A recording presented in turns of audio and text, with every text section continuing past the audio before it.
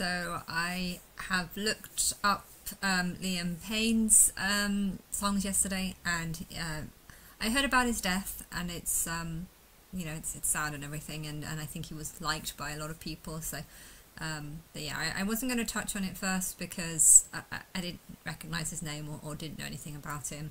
I know he was in One Direction, but I kind of thought there was only sort of two angel names in that band, so I didn't think about it too much. But I kept seeing his name throughout like the whole day, and when I was listening to his songs, there was something that I was thinking throughout the day, which is when I was doing this, when I was trying to take the Bible and then like write my own gospel using the inspiration from the Bible. And okay, I did get a lot of inspiration. I'd read a verse and then think, well, if I was to rewrite this verse, how would I write this verse? But then I would like, well, I don't really agree with this verse, and I don't really agree with that, and it doesn't really explain what the term Jew means, or doesn't really explain this, it doesn't explain that, and therefore I just kind of found myself being frustrated with how vague, how it doesn't explain anything, and why are the Jews important? Why must the Jews stick by the laws and not everyone else? It just, everything about it just started almost hurting my head and hurting my brain, and then it just kind of makes me think, like, what made these things? The person Paul who wrote this is obviously not following my spirit, because these books are not written in the way that I would want them to be written. It's not said like I 7 years ago. I realised that a lot of people respected the Bible, so I tried to have respect for the Bible. So I tried to use the Bible and then change a couple of words and make it about me rather than about Jesus. So I have done a version of this, but I think when I was doing that, I didn't really have that much anger towards Christianity. I wasn't a Christian. They hadn't really pissed me off. Okay, I think this was after about 3 years of being ignored by them, so I was very pissed off, but I still had hope that things were going to get better. I still had hope that everything was fine, and I was trying to just show respect for these books by keeping them in. But I feel like I'm just so angry towards this, just lies, everyone believing that this is the Spirit of God, everyone believing that Paul was a man of God when he's not, and then listening to this book is like, this is an embarrassment. If I was to publish the scriptures that I made, the changed scriptures that I made a couple of years ago, I would be embarrassed by it. I think I might have put them somewhere. I'm sure I had, there was a website where you could download documents. I'm sure I did that, but I have no idea what happened to that website. And it's true that I wouldn't be comfortable publishing anything that I've written. I did that more out of boredom. I did that out of me trying to have respect for people who worship this book. But I feel like I'm so moved on now from that stage that I don't want to show it respect. I don't want to show it kindness. I don't know who Paul was following after, but there is some truth in it, yes. But I feel like if I was to create a timeline, I would look back at this Bible and I would get this Bible to be copied. And the reason why it is so big is because I've done 70 timelines, hence this Bible has gotten bigger and bigger. But yeah, it doesn't talk in the way that I would talk. It doesn't speak in the way that I speak. I don't use languages like the Gentiles and the Jews will become the same. And I mean, I hate listening to it. I hate everything about it. And then to think, I've got memories of things coming into my head of, who is it, Paul Begley going by the Spirit of God and the Spirit of God, and I'm keep seeing that image, and I'm reading the Bible, and it's just like, this is not my spirit. This is not my words. This is an embarrassment. And I don't even know how I would write a book like this, because it's said in it's said in an air of love. It's said in an air of, this is truth. It's said in an air of wisdom. But if you actually think about it, it's like, we do not live under the law. We live under the law, but by being circumcised, we can be circumcised. I don't know what it says. Like, I can't repeat what the Bible says, because it's said in such a insane way, or an insane manner, that if I was to create another timeline and have to rewrite another Bible, the only way I'd be able to do it is look back on a past Bible and copy that in that same manner. Like, it doesn't talk logic for me. I cannot read it and read logic, but it's amazing that there's so many people that can. And this is all the things that I've been thinking about. And then I've heard about Liam's death, and I didn't think it had anything to do with me. But yeah, thinking about how frustrated I am over people worshipping the Bible and then seeing lots of videos about him passing, I feel like things happen for a reason in my life, and I can't help but think that there might have been a tie, even though he wasn't a bad person. You know, I feel like his character, or what he represents, this was a life he was destined to have. 33 years was his life, and that was what he got a good life. You know, he got fame from the age of 14, and those songs that he did with One Direction when I was 30, in 2013, you know, I didn't like them. Everyone Who Wants to Take My Heart Away and stuff, you know, that's not a nice song. It's not, you know, I hate everyone. So I just, that's, if I'm coming off cold, that's why. But it's just, you know, I feel like I don't feel very sympathetic towards him as a spiritual character. As the character and the profile that I see, I don't feel very sympathetic. And he reminds me of Tristan Tate, this sort of level of arrogance, or this deception of arrogance, this portrayal of arrogance, when really I don't think he is. Really, I think it's quite you know, I don't know if he had mental issues or not. I don't want to get into his personal life. I'm only referring it to what I'm seeing on the media. And okay, this Murad Mari guy is not someone I trust or want to listen to. You know, I'm still frustrated with how he could listen to stories about Diddy and be like, it's in court documents that those baby oils were laced with drugs, so therefore it's the truth. And I'm just like, no, it's a court document. Anything can be written on a court document. Anything that someone believes is the truth can be written on a court document. If I want to say that Diddy has spiked my shampoo, if I want to write that in a court document because I want him or the courts or the public to think that there's truth, then I can put it in there. So just because it's in a court document, that doesn't mean that it's the truth. It needs to be, you know, analysed from a lab. And well, if he's got 1,000 bottles of GHB, a date rape dog, that would be incredibly stupid, because what are you planning on doing? Raping millions of people? I don't know, like like to have 1,000 bottles and to have them all laced with something. I just, that is a very stupid thing, because you do not want that kind of amount of drugs in your home, because it's obviously illegal, and it obviously proves that bad activity is happening. So, you know, I'm just, people are not looking at the details. Baby oil is fairly cheap, and therefore it's probably, I don't think it's even possible that he has that many, but people are not caring about the truth. They're caring about the inflated glory of this portrayal of getting to insult and hate someone, and they're loving this, and so I hate the media and the general public.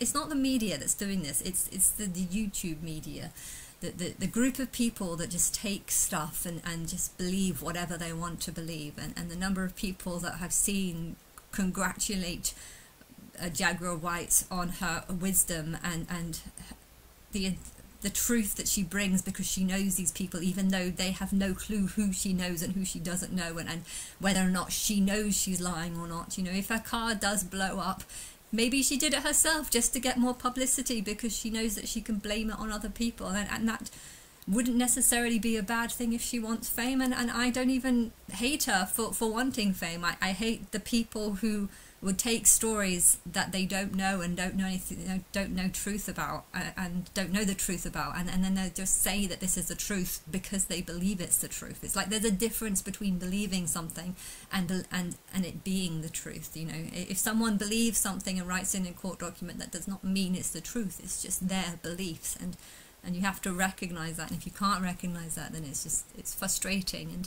And this, all of this, what's happening, reminds me of the spirit of man. Like, I do not like listening to the Murad Murli guy, because I feel like he's got a very strong spirit of man in him, and this spirit of man is this tendency to just want to take one-sided views only see things from your perspective. If you want to believe something and you see something that can help back up your views, then you would support it as the truth, even if the truth is that it's not the truth, or it's just someone's belief, someone else's belief. You know, if Jaguar White has beliefs, even if it's not even her beliefs, if she's said and stated that these are my beliefs, then so many people that want to believe what she believes would take that as evidence that, you know, she knows the truth, and will support and back up this person. And this is the spirit of the Antichrist. They take someone like Jesus, who has a whole bunch of false beliefs and false preachings and false teachings, or things that can be analysed in many different ways, but he only just told one side of the story, and then people would just say, I worship that, I follow that, I support that. You know, I don't have one, I on some points I have one-sided views, but I like to see things from all kind of perspectives, and this is my spirit. My spirit doesn't want to say something unless I know it's the truth. Now, if I have a feeling, I will say that it's my feeling, but I will make it clear that this is just my feeling, and sometimes feelings are wrong. So, you know, this is my spirit, and the spirit, the Bible is just so. The thing is, though, there is a lot of good stuff in it. One thing I would like to ask, when I publish my Bible, so I'd have all the stories being completely retold in my own way, in different sections about what the characters represent, and the Old Testament, the New Testament, the introduction, and then this bit of grace. But there are some bits, you know, like there was a part in that, there was a chapter called The Righteousness of Faith, or something like that, the righteousness of faith, and everything in it, I don't know, it didn't really make any sense, because it was all about preaching about someone you know nothing about, and just having faith in that. And I've changed it to the righteousness of God, and then I managed to keep it in the similar kind of wording to how it was. Like, I don't agree with the wording, I don't like the wording, but I managed to change a couple of things and make it far more make it actually have wisdom, make it actually have truth, and be far more accurate with how it should see things, which is to see it from both perspectives. But there is quite a lot of these things throughout the whole Bible, where you can take it and then just change a couple of things and make it point to me. Like, I know John 1, in the beginning there was the Word was God, the Word was, you know, if you change the word to the mother, or in the beginning there was Dala was God and is God and will be God, you know, if you change, there are quite a lot of things in the Bible where if you take it and then just change a couple of words, it does turn into something that can be used. But yeah, the majority of the Bible is not like that. You know, every time I look at, you know, every time I watch a video and then people come up with a scripture as to what an important scripture that is supposed to be relating to what they're talking about. You know, I can read that scripture and I feel like there's just a couple of words that I want to change, and then it would make it sound like it's talking about the person who's making this video in ignorance of what they're actually saying. But yeah, there is quite a lot of these things scattered around the whole Bible. The problem is the Bible is very, very big, and it frustrates me and winds me up, and I'm not proud to talk in the way that the Bible talks, because it doesn't talk logically. It talks like someone who's slightly mad, and there's lots of insults, you know, calling people Gentiles is not something that I would want to do. So if someone wants to do a favour for me, they can find these scriptures in the Bible, or these chapters or these paragraphs in the Bible that can be converted into something wisdom, so that you can have the original and then the new, you can compare it and you can say, yes, this is clearly much better, but there is wisdom in it. So yeah, but the majority of the Bible you cannot do that with, but there are lots of parts that you can. The problem is it's stressing me out going through it and trying to work out which bits I can use and which bits I can't use, and therefore it would be better for me if someone else could do that, and then when I come to release my Bible, if there are other bits that I should add, maybe I can add them, but I would have a look to see how other people have changed it, and then I would state whether or not I agree with it or not. So the words of God are things that I've said, but technically it doesn't actually have to come from me first. It can come from someone else first. I can read it, I can approve it, and I can say, yes, I think that is true, or maybe I would change it and add a few extra things, or take out a few extra things. But yeah, if there is someone who wants to help ghostwrite this, I want the Bible to be my words, but at the same time, my words can be a copy of something else that someone has done but me putting it in the book just because I agree with what it's done. The Bible is written by inspiration of God, and I feel like, why not do it the other way around? Why not God write a book with the inspiration of man? And yeah, but yeah, I don't want to insult Liam Payne in a way, because I don't know anything about him, but I know his name, Payne. Yeah, if humans have been a pain, so just things like this have made me feel like this was his destiny from the beginning, to represent the spirit of the Antichrist. But the spirit of the Antichrist is actually something that needs to die, and him dying at 31 could be a sign that the spirit of man, this wrong spirit that follows the Antichrist and goes in the wrong direction, this will end probably in 2031. So that's my prediction. I feel like I'm going to give the positive names first, and well, first I'm just going to expose the Bible and give people a year to come to terms with the fact that everything in the past was wrong, and then I'm going to come up with a Big Brother show where I'm going to, or Big Brother type of show. I'm not going to give any credit to that name because I'm pissed off with that show for ignoring me. But yeah, create a House of the Lord show, and then expose the angel names. That will start the beginning of the tribulation. 3.5 years later, Liam Payne's name is going to be changed to the Antichrist spirit, angel of the Antichrist spirit, which would then make it clear as to why he probably needed to have a short life, because it's hinting, because this will be exposed at Christmas 2029, which is the beginning of 2030, 2030, and yeah, I think it'll be probably about a year after that before people start to realise that the Antichrist spirit is this spirit that has been created by this fictional character Jesus. A spirit is something that has a huge amount of influence on a lot of people. Now, if you start worshipping Jesus, you start seeing his ways, his beliefs, his traditions as being the truth. And even if he's not a real person, A.J. Miller is a real person, but the Jesus of the Bible is a different, it portrays a different person, it portrays different teachings, but through the Bible you have created this false person, this fictional character, but this fictional character has created a spirit, because everyone that follows him and everyone who idolizes him are trying to be like him. They're trying to copy him. If he hates the devil, they will hate the devil. If he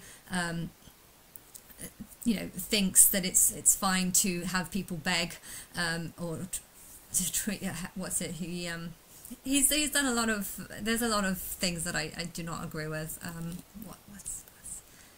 If he thinks if he teaches people to love your neighbor even though you can't love your neighbor because you're supposed to love your parent, your partner in a way, and it's not like it's wrong, it's just incorrect. You should have respect for your neighbor, not love your neighbor, and you shouldn't